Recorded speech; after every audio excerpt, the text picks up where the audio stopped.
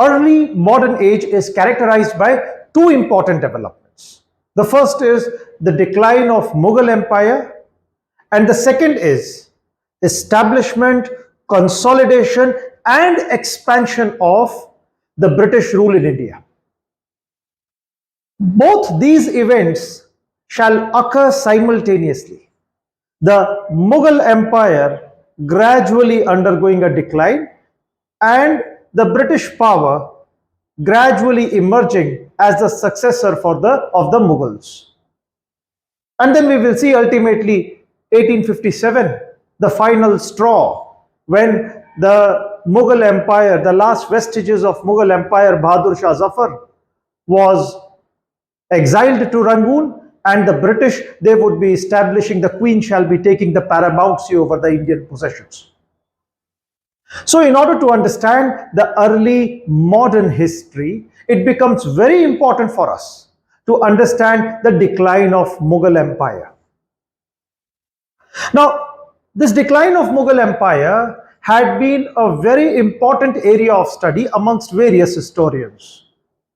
We had Jadunath Sarkar, Sir Jadunath Sarkar, T.G.P. Spears, William Irwin. We had Satish Chandra, Marxist historian, Irfan Habib, again a Marxist historian. And then there are various other sources as well. For example, we can rely upon certain sources like Khafi Khan, while that is a different interpretation of history altogether. But while we consider all these historical works, their interpretations, their understanding, we get a clear idea that the decline of Mughal Empire cannot be understood simply as a decline of Mughal leadership. As Sir Jadunath Sarkar has once stated, that it was the weak successors following Aurangzeb that led to the decline of Mughal rule. In order to understand why and how the Mughal rule declined, we would have to get a clear understanding of what exactly was the Mughal Empire.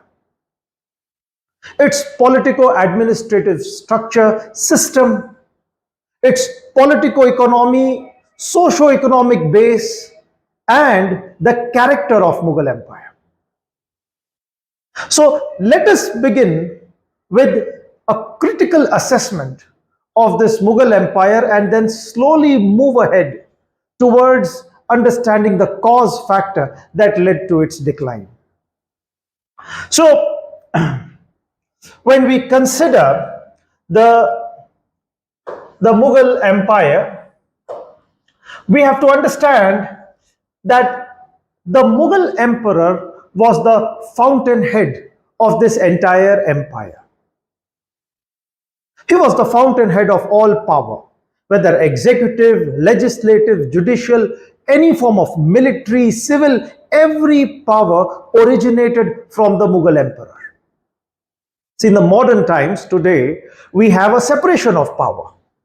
So all powers are not vested in one single institution. But during medieval times, the Mughal emperor was the fountainhead of all power. So with such a form of authority in one single institution, one single individual, the personality of the Mughal emperor was very important, played a very important role in determining the nature of that empire. And more important was the nature of the Mughal state, because if you talk about the Mughal Empire, it was basically a war state. We have to understand that the Mughals, they were foreigners. And when they established their political authority in India, they had to establish a structure that could not only protect their territorial possessions against internal rebellions, but also against external threats. So altogether, the Mughal Empire was a police state. It was a war state. A war state with a centralized administrative system where the personality of the emperor played a very important role, and the emperor was the fountainhead of all power. And along with the emperor, there were the aristocrats who were also called as the nobility. So, for example, you must have heard about Akbar and his 9 jewels. These were the aristocrats, these were the nobles. So, the emperor and his ministers, I would say, council of ministers, they were called as aristocrats, they were called as nobility. Now, these belonged to various regions. Some of them they were foreigners, they were from Central Asia, some of them were indigenous. So altogether, by the time of 18th century, we had the emperor with nobility in the form of, there were Turanis, they were the Turks, there were Iranis, then there were the Afghanis, and there were also Hindustanis. Amongst Hindustanis, both Muslims as well as Hindus. So again we repeat, at the center was the Mughal emperor, and the Mughal emperor was surrounded by the council of ministers who were called as the aristocrats, the nobles, and these nobility, within them were incorporated both civil cum military function. So that is, one noble, he performed civil and military function together.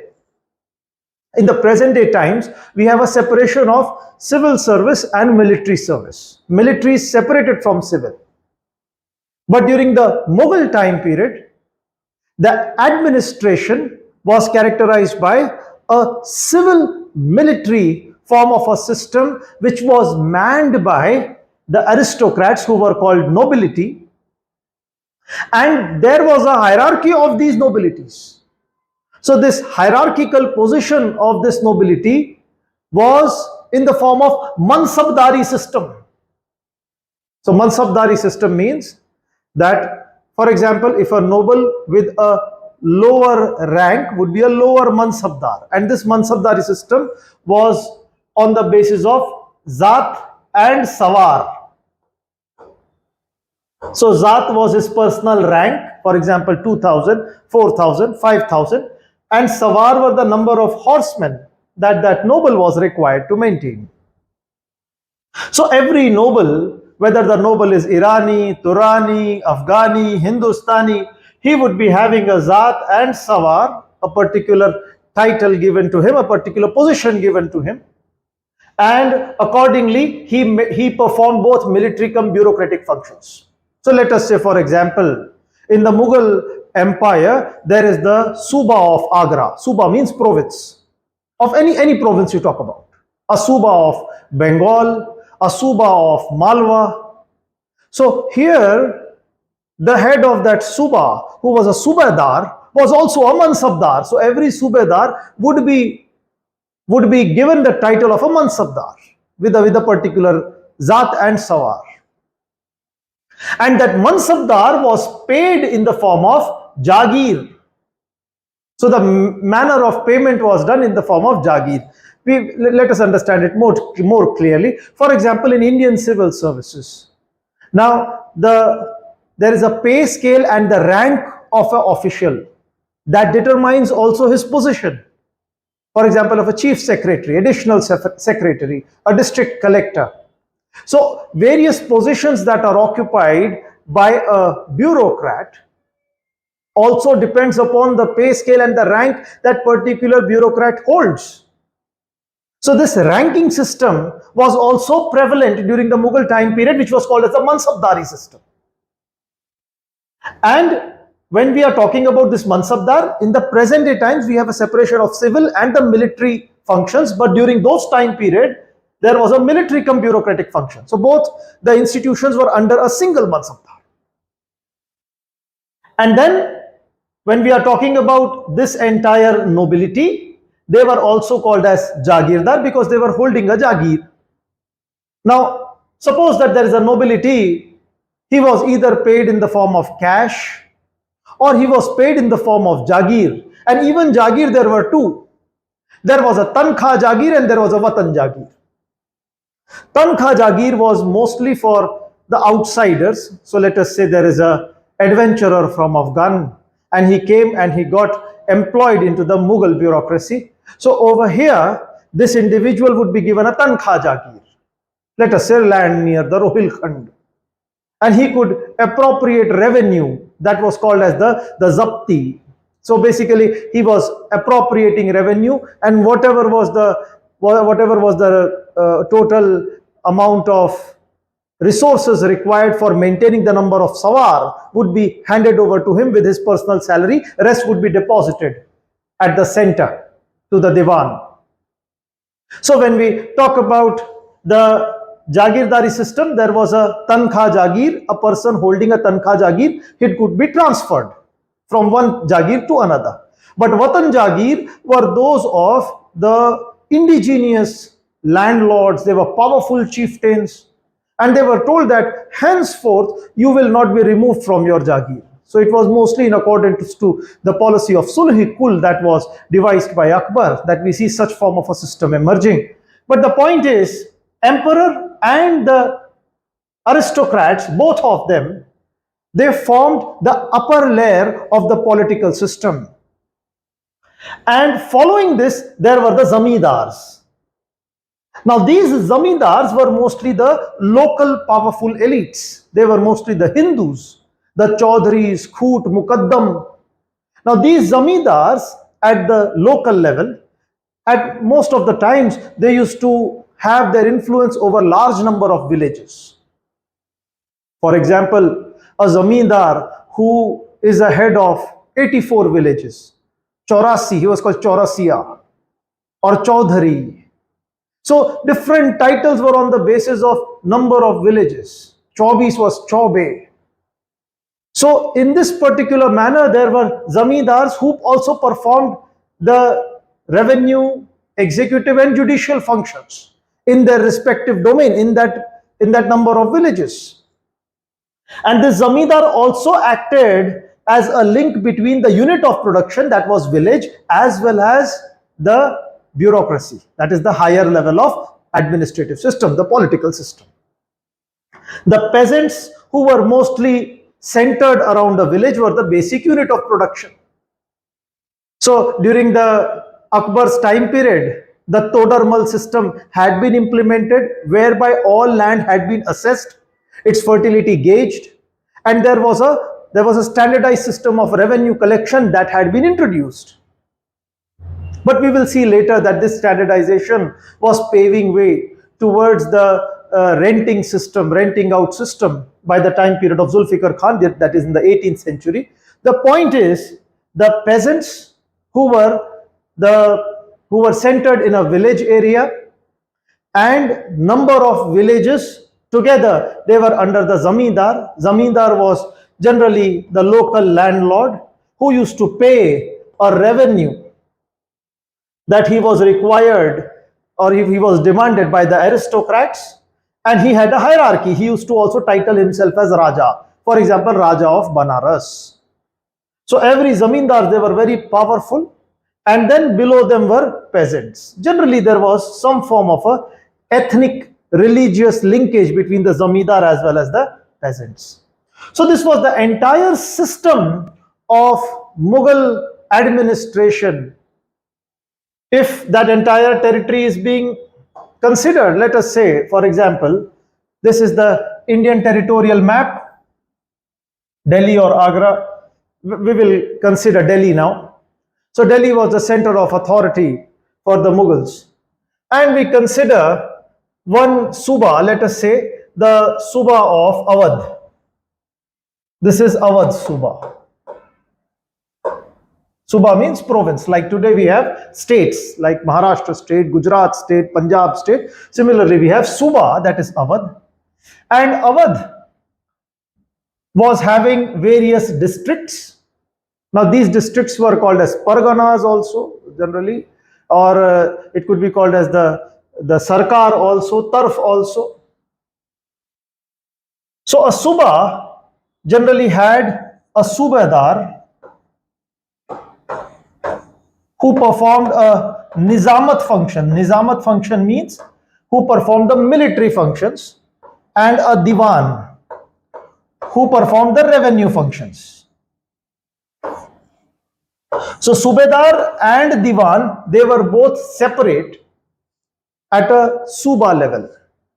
You can consider that Subedar, he was responsible for maintaining law and order and maintaining the armed forces, and Diwan was responsible for maintaining the revenue function.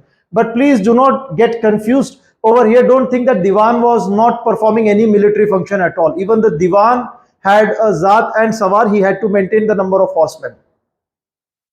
And below these Subedar and Diwan at a district level, there would be district level officials, bureaucrats who would be interacting with the Zamidar. So at a district level, let us say Jaunpur, there would be various Zamidars, and these Zamidars would be interacting with the staff and official of Subedar and Diwan.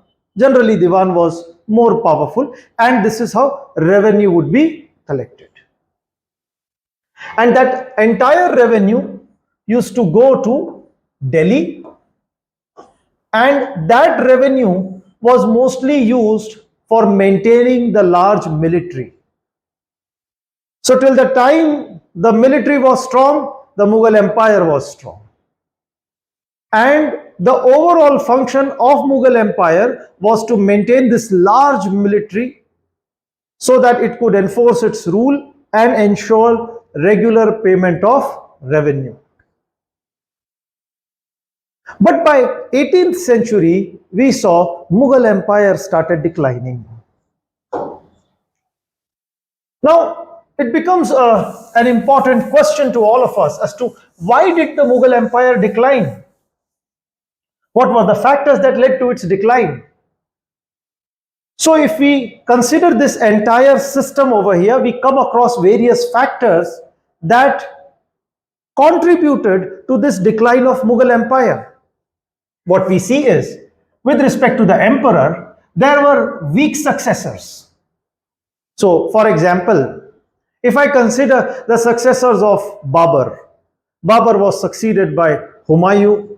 Initial years he was not that successful, but still he was able to establish his empire by towards the end of his reign. And his son Akbar was very successful. Same was the scenario with Jahangir. Same was the scenario with Shah Jahan. Same was the scenario with Aurangzeb.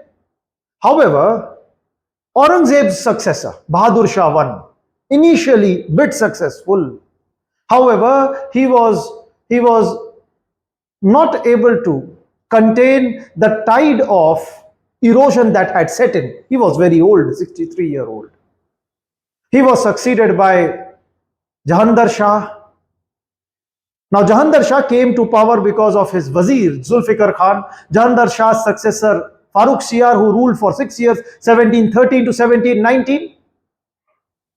And again, he was succeeded by Rafiud Darajat, Rafiud Daula, Muhammad Shah Rangila. He was quoted as Rangila because that was his mizaj.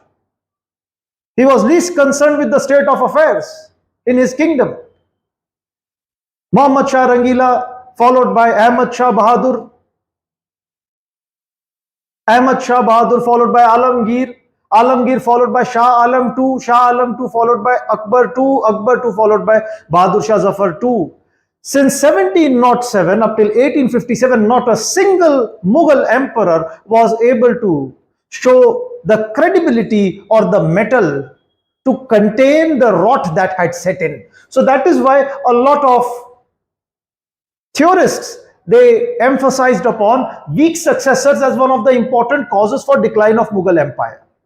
And it was Sir Jadunath Sarkar who had put forth this theory. However, it was T.G.P. Spear, a Cambridge historian, who pointed out that it's not altogether true. In fact, 18th century also witnessed capable leaders like we had Nizamul Mulk, we had Sadat Khan, we had various leaders who were able to provide an effective leadership.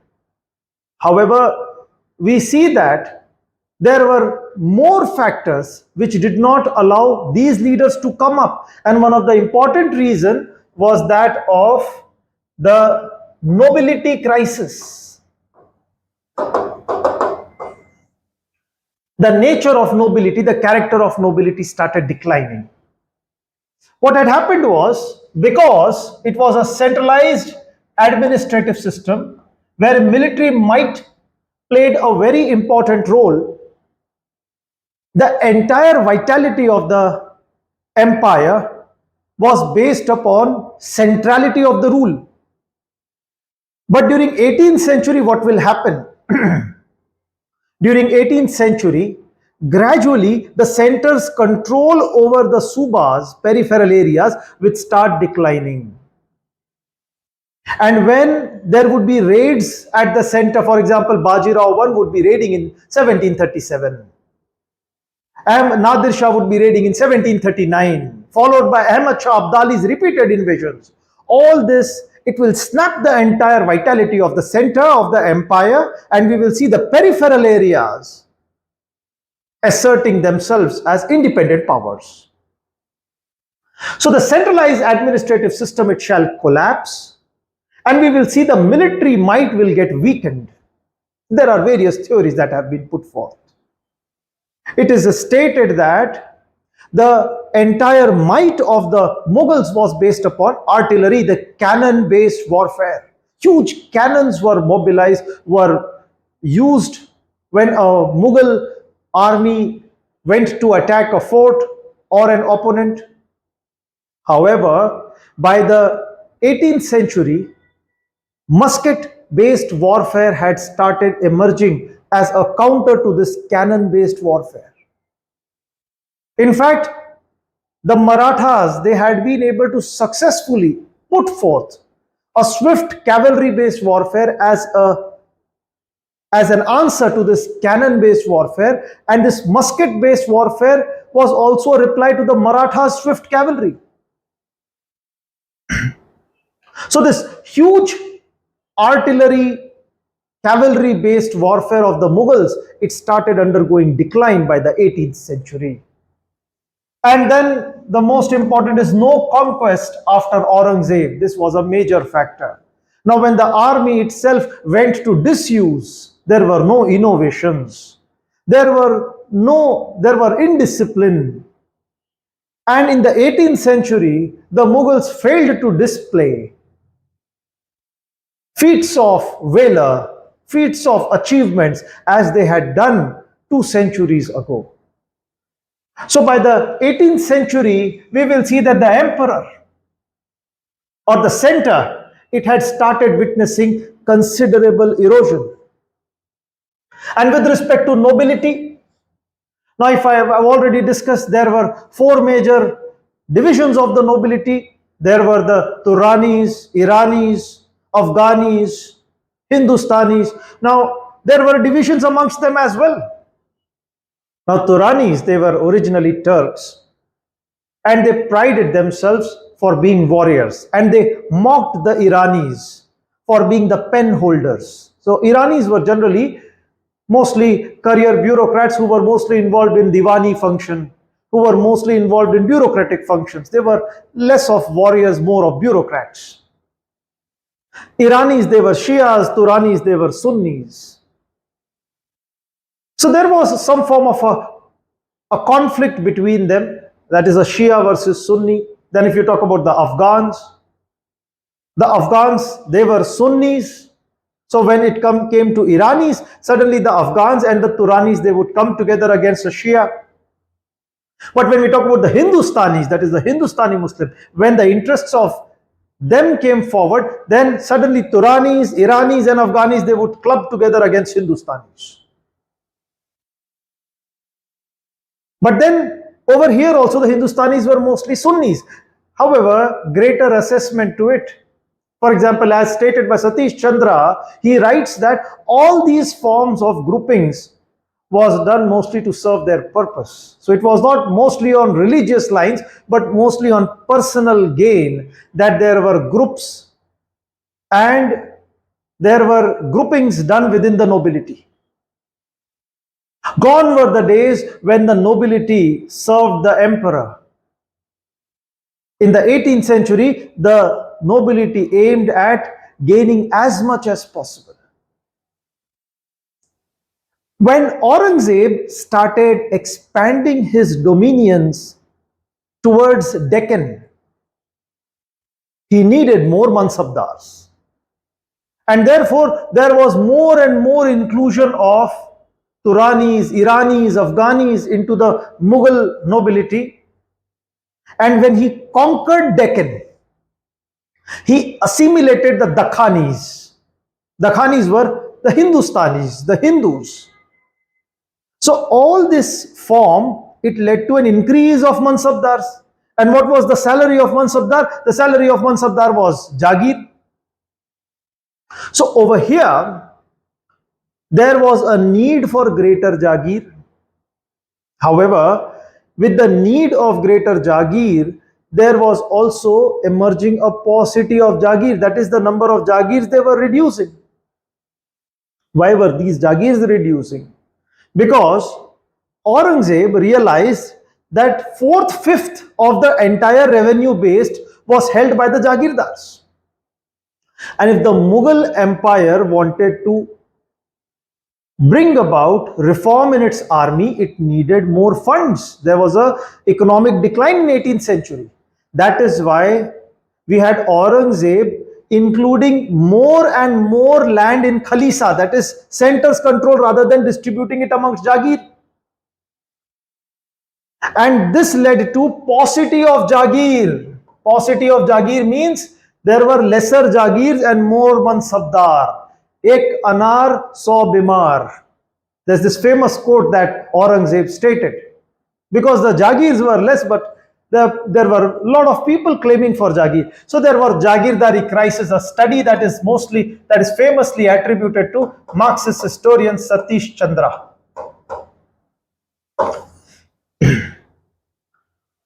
So we saw there was a diminishing loyalty towards the crown.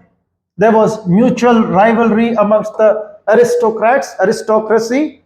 And then there was an unhealthy competition to have influence over the crown. Now, you will appreciate that prior to Aurangzeb, the king used to employ nobility and the nobility fought for the king. However, after Bahadur Shah won, almost all later Mughals, be it Jahandar Shah, be it Farooq Shah, Rafiud Darajat, Rafiud Daula, Muhammad Shah Rangila, Ahmad Shah Bahadur Alamgir, to Shah Alam, to Akbar, to Bahadur Shah, to all of them, they were put to throne by their wazir. So the nobility, they became kingmakers. So there was emergence of kingmaker nobility. And why were the nobility becoming kingmaker? Because they wanted Jagir. So groupism started within the central authority. And this groupism, it snapped all forms of ties to the Mughal Empire. And all the nobility, they were self-serving, self-seeking. And this also led to rebellion amongst the zamindars. Now, when all these aristocrats, who were also Jagirdar, they started claiming more and more revenue demands, there was a reaction by the zamindars. The zamindars in the local area, for example, if we talk about, let us say, the peripheral areas of Delhi, in the area of Agra, this entire region, it had peasants in the form of Jats, we had the Satnamis, or we have the peasants in the Maratha regions. So all these, they were subjected to a large revenue. The revenue was to be collected by the zamindar, and the zamindar was supposed to deposit this revenue to the Jagirdar.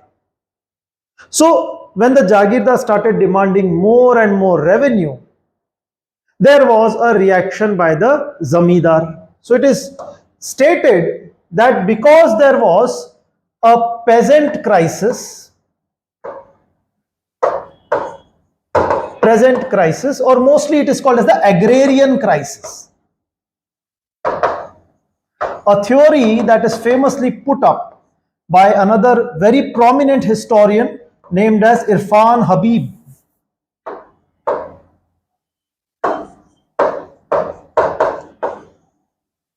So you must remember two important theories: Jagirdari crisis by Satish Chandra and agrarian crisis by Irfan Habib. So what Irfan Habib says, that because there were agrarian crisis, the peasants who were living on subsistence farming base, they were not able to produce more, and that is why there were revolts, and there were objection to the land revenue system, and that is why these peasants, they catered to the call of zamindari rebellion by the zamindar of that region, and this led to local rebellions.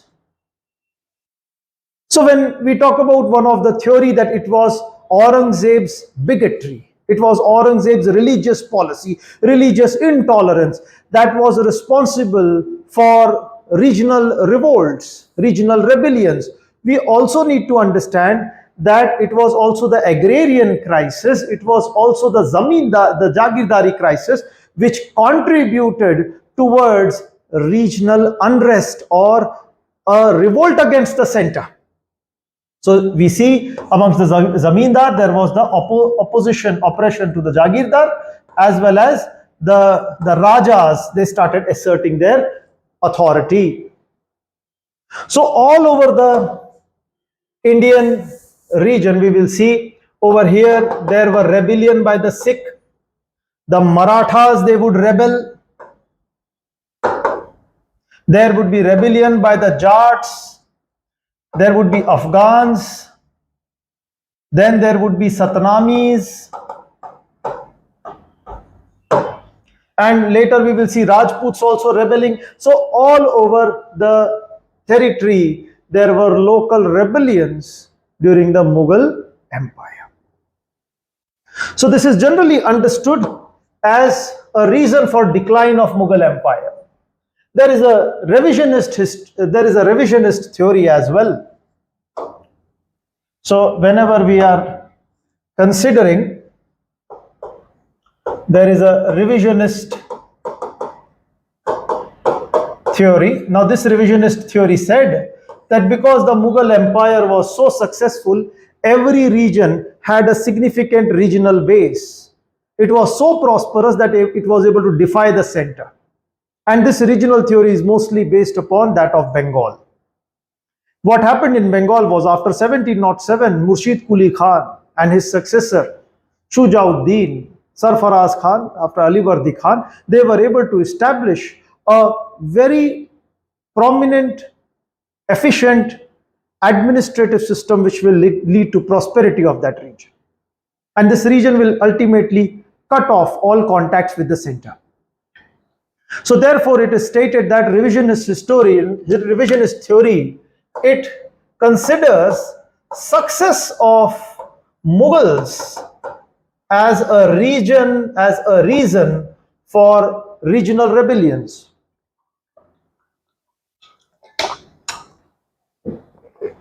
So altogether, we come across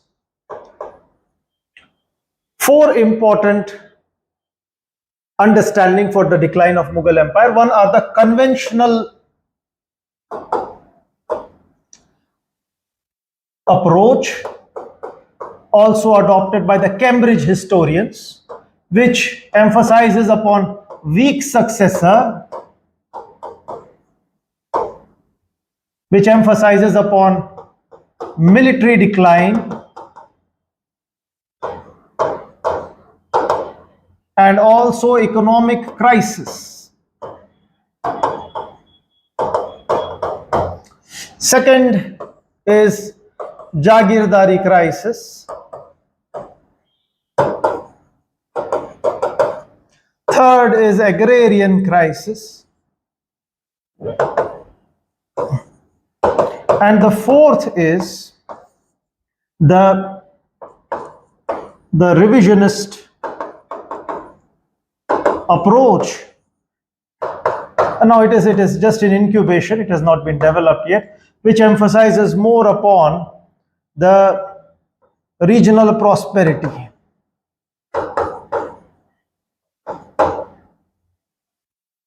All these factors contributed to the decline of Mughal Empire.